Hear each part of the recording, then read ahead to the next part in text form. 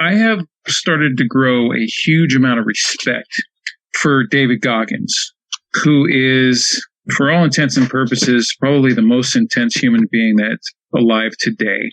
Of all time, that can be debatable. But once you read this book, holy shit. If anyone has listened to the Joe Rogan episode where he had David Goggins on, and it's like a 3-hour episode, and David Goggins he pretty much goes through all of this book, Can't Hurt Me, which has 360 pages. And it's like the Cliff Notes version of the book when he talked on the podcast. And that's what first got me into listening to this guy. And I don't get me wrong, or correct me if I'm wrong, but I think that you, Mike, got me into listening to that episode, I think. Yeah. And so I listened to it, and I was fascinated by this guy's, the way that he has just looked at things and changed the way, he says, callous your brain. You can callous your hands and your body to be able to withstand things, physically.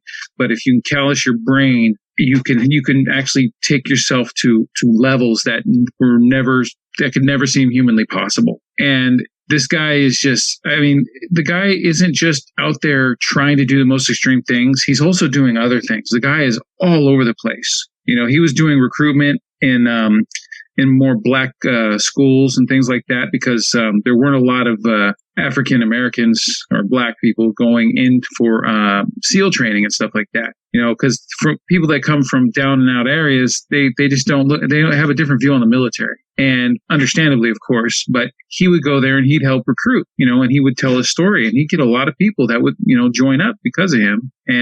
But he would run for charities and all this ultra running and shit. Anyway, what I'm trying to get to is this book, Can't Hurt Me. It's fascinating because he goes into detail, starting with when he was a little kid, from like 4 years old, living in, I believe it was in Indiana, a place, and he had this father who was a drug dealer who owned a bunch of businesses, and he was extremely abusive to his mother, his brother, and himself. And it just talked about all the things he was going through. And he was a black kid. And when he was going to school, he kept, being called, everything you can think of under the sun. And it fucked him up. And, it gave him a certain attitude. And he started to feed into stereotyping and things like that when he started getting into high school and all these things. And eventually he came to the realization that this wasn't getting him anywhere. And so he started going in other directions. But he just goes into all this detail about his journey and just all it's a great way for when he goes into these depths of explaining all these things he went through. It makes you understand how he got to the point where he's at today. Because this book came out in 2018, so it's still fairly new. And it's for the most part recent as hell. And it is very good reading. I mean, there was times where I was going to stop because I was getting tired. And then all of a sudden he started talking about another endurance run or something he was going through, and it would just pull me back in, and I'd read another 30 plus pages. And so I think it took me about 3 or 4 days to read the whole book because I've got other things. I've got life stuff going on, of course. But there was a lot of time. I just would, I'd focus a bunch of time reading this book. And it is, one of the things, I think the only downside on this novel, and I think maybe it's because it's me, because it's part of the romantic side of me, or the movie lover side. And I'm just used to certain kinds of story being told. Certain plots being told during a story. And when he goes into his personal life, like his relationship with his first wife and then his second wife and things like that, he doesn't last on those very long at all. I mean, it's like it's almost like an afterthought in a way. And I kept like, okay, is he ever going to go back and explain what happened with this wife or with that one? And he'll just throw in a quick comment and then boom, he's off. This book is not about his love life at all. It's about who was there with him when he was going through specific things. I mean, the guy went through SEAL training. He went through Ranger school. The guy is a fucking Army Ranger. He went to Delta Force training and he flunked out. He failed Delta Force training after trying it twice. The second time he failed, it was because he tried to run a different path, and I guess it was something that just read the book. I can't explain it properly, but if he had actually went back again, he would have gotten that Delta Force, diploma as well. I mean, the guy is just insane all over the place. with everything he's done with the ultra running. I mean, and you find out all these things about him. I mean, he has sickle cell trait. He has a hole in his heart. I mean, most of the time when before like 10 years ago, when he was started doing ultra runs and SEAL training and all this stuff, he did it with a hole in his heart. And so he had like half the energy of the average person that was doing this because he wasn't getting enough oxygen in his blood. And he was still diving into the depths of his brain that most people never go to just push himself. And he didn't even know he had a heart condition until, one day it started catching up with him.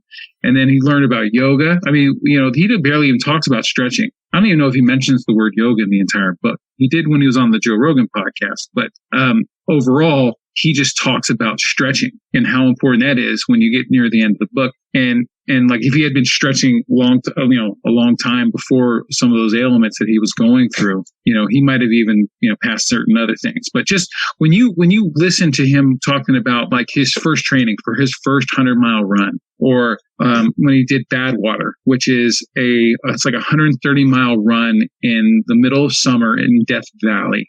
Okay, in Death Valley terrain, it's just absolutely insane. Or like the Hurt 100, which is in Hawaii, and just all these different places, different kinds of terrain. Sometimes it's in snow, sometimes whatever it is. Just look it up. But just to see what this guy can do, if anyone can just take 5% of what this guy has gone to in his mind about pushing himself to the limits, anyone doing it, 5%, you would be successful in everything you do. That's how inspirational this guy is. And I am actually, once I read a couple books that I've been wanting to catch up on, I'm going to go back and read his book again because he's got like challenges after the end of each chapter. He's got a challenge, do stuff like this, like write down all of your faults, write them down. Be open, honest, read them out to yourself, read them out to your family and friends. You have to own that shit. You have to own all your insecurities and all that stuff. And there's other challenges too. There's a ton of them. Like I said, after each chapter, I think there's like 10 total challenges he does. And, the guy is, like I said, he is definitely inspirational, and you don't make excuses around someone like this, because he will have 1,000 rebuttals for each excuse that you've got about why you can't do something. So I highly recommend Can't Hurt Me by David Goggins, okay? Because he cuts through the bullshit. He just says it how it is. And it's refreshing to hear when everyone else, wants to coddle and treat everyone like cupcakes. So that's what I got on that book. You read any books? I've read a couple, but nothing like that. David Goggins doesn't give a shit about excuses. He's not going to hammer away at you if you make excuses. He's just going to say whatever. Yeah. He doesn't care, because people are people. He's not the type of person that's going to hold it over you and say you're just a weak suck puke. You do it or you don't. And some people just aren't wired the same way as Goggins. So Yeah. It's I like the fact too that if he sees something in someone, he will actually spend the time to help them, access what that person never thought was capable, what's possible, things like that. So, but he also seems like it's a lonely existence at times too, because he's distanced himself from people, because he's so in his own head about competition and excelling and bettering himself on a daily basis. He's actually come to terms with that as well. When you read the book, he distanced himself a lot when he was still going through the through the military. But yeah, no, he's come to learn more and more stuff over time. Yeah, he's not like that as much anymore.